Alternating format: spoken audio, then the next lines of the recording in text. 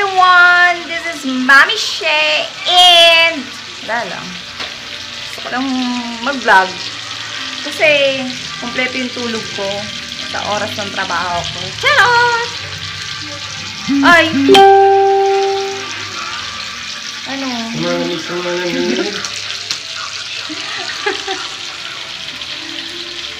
Diba? Relax! Pakibilisan mo magluto. Diba? Bagal magluto eh. Kukunti lang yan. Tagal?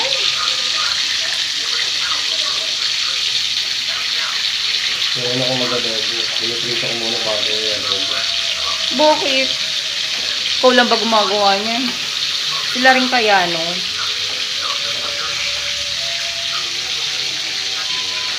Kaya ang tagal niya magluto. Tapos nunod pa yan. Diba? Nunod pa yan. Tapos, sekreto ng ano niya.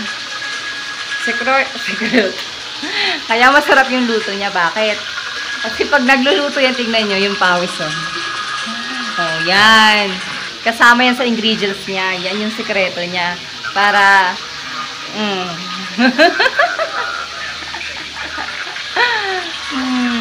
diba? Yun. Yung sekreto na niya. Bakit? Akala mo okay na tayo? Tayo okay. Hello?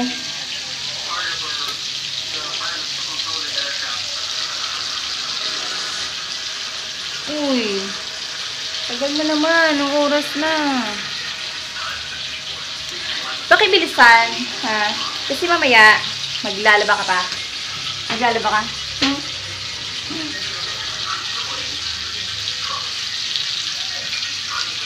Sabi nila, may lalaki pa ba daw? Faithful. Faithful ka ba? Daddy! Daddy! Ay, hindi siya faithful. Tingin! Faithful. Tinatanong lang kung may lalaki ba daw faithful. Oo, okay yun. Bakit hindi ka nakatingin? Dapat tumitingin ka. Tingin ka. Wala. Ang sagot ko po, wala. Kasi, sa ilong galing yung sagot niya. Hindi, wala ba sa ilong si Paul?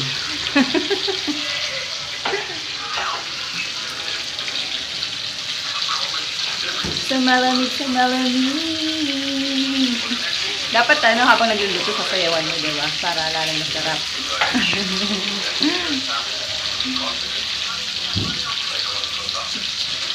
Alam mo kaya nandito ako kasi pagod na ako ka-TikTok. Di talaga ako marunong sumayaw. Ay, nako. Bigyan niya naman ako ng talent. Wala akong talent.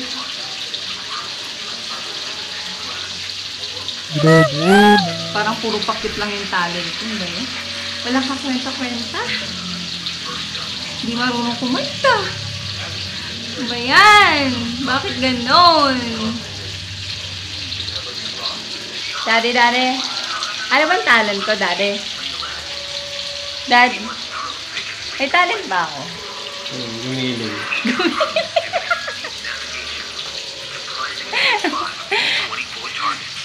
Magaling ba ang gumiling?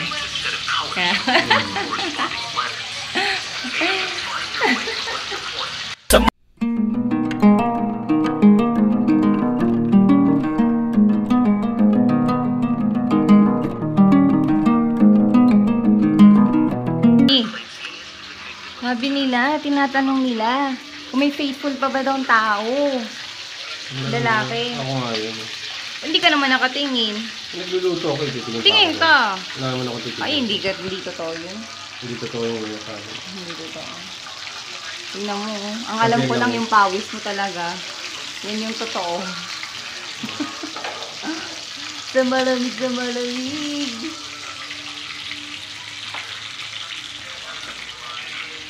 Diba? Parang habang nagluluto, nanunood. Ganyan siya. Nako, basta ako dito. Nagutom lang ako. Ay, pumasok na lang ako dito sa loob ng kwarto. Kasi, Wag daw ako manggulo. Ganyan yan pag nagluluto. Gusto niya. Gusto niya. Kasi siya nagluluto. Ay, yung pakilaman yung ginagawa niya. Okay. Pabor na pabor. Dito lang ako. Tutulog. Diba? Wala kasi ako magawa. Alam mo yun. Kanina pala may ginawa ako. Alam mo ginawa ko? Nag-TikTok. Uy, nag-TikTok. TikTok. Kaso, sa kasamaang palad, nainis lang yung pamangkin ko. Tita, ano ka ba? Kanina ko ba naririnig yan? Tugtog na yan. Hindi ka pa tapos. Diyos ko po. Alam mo yun, bakit mo wala akong talent, Lord? Alam mo yung gusto kong sumayaw, pero yung feeling mo, ang dali-dali ng steps, tapos, pag ginawa mo na, papawisa ka muna bago mo ma-perfect. Hindi nga perfect eh. Kasi yung gusto mong kumanta, bakit wala akong talent? Ano ba? Ayun. Ayoko naman gantong talent. Puro pa cute, paganda. Wala naman mapapala. Diyos ko naman. Wala lang. Gusto ko lang kumanta. Gusto ko sumayaw. Pampatanggal ng stress. Diba? Kaya, alam ko na. Marunong ako magluto. Siyempre, yan ang talent ko. Marunong magluto, mag-alaga ng asawa, ng anak. Yan ang talent ko. Talent ba yun? Hindi ko sure. Pero, panigurado ako, doon ako magaling. 'Di ba? Ayun, kaya nandito ako kasi, wag ko daw siyang pakialaman. Wag daw pakialaman si Daddy Elgin. Ayun. Ay, at least, relax. Alam niyo, sabihin ako sa inyo. Sikretong malupit. Si Daddy Elgin. Yan. Diba? Sabi niya, faithful siya. Kung maniwala dyan. Charat! Ay, nako. Kung alam niyo lang, kung gaano, alam mo yung, marami nagtatanong, kung may lalaki pa ba daw faithful, kung may lalaki ba daw, alam mo yung, pag binungangaan mo, hindi ka mumurahin, hindi ka sisigawan. Ay, meron po. Minsan pa nga, pag nagdadaldal na ako, wala na akong kausap. Bakit? Ay, nasa labas na. Hindi na ako pinapansin. Pero, yun po, sa 16 years na kaming magkasama ni Elgin. Diba? Huwag niyo na pong bilangin. 16 years po. Simula nung mag-boyfriend-girlfriend kami.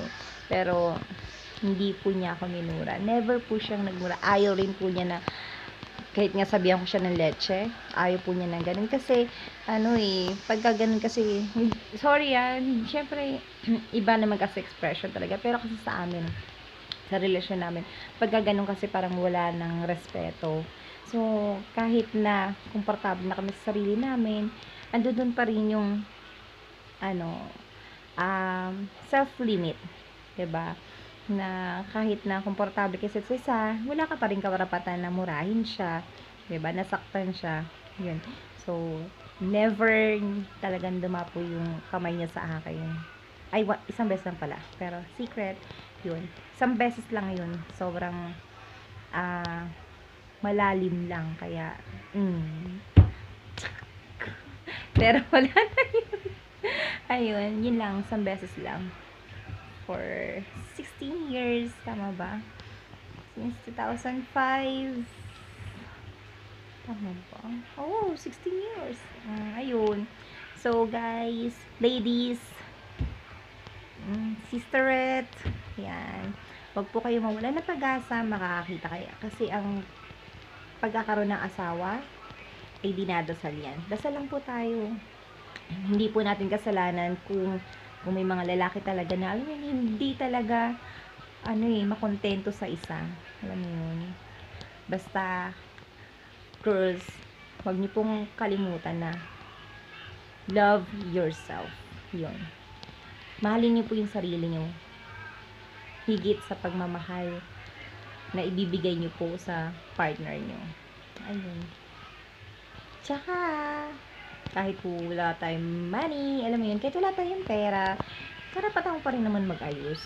Kahit magsuklay lang, maligo ka, diba? Para fresh. Para, ayun. At least hindi mo pabayaan yung sarili mo, diba? Kahit marami kang anak, kailangan pa rin natin alagayin sarili natin. Kasi hindi yun para sa ibang tao, kundi para yun sa sarili mo. Para yun sa atin, kasi kailangan natin maging malusog. Kailangan pa rin natin maging healthy nga para sa mga anak natin, sa pamilya natin. So, kung may tao man manakit sa atin, hayaan nyo. Ipagdasal nyo na lang po at tuloy ang buhay. That's it. Diba? Good vibes lang. Positive.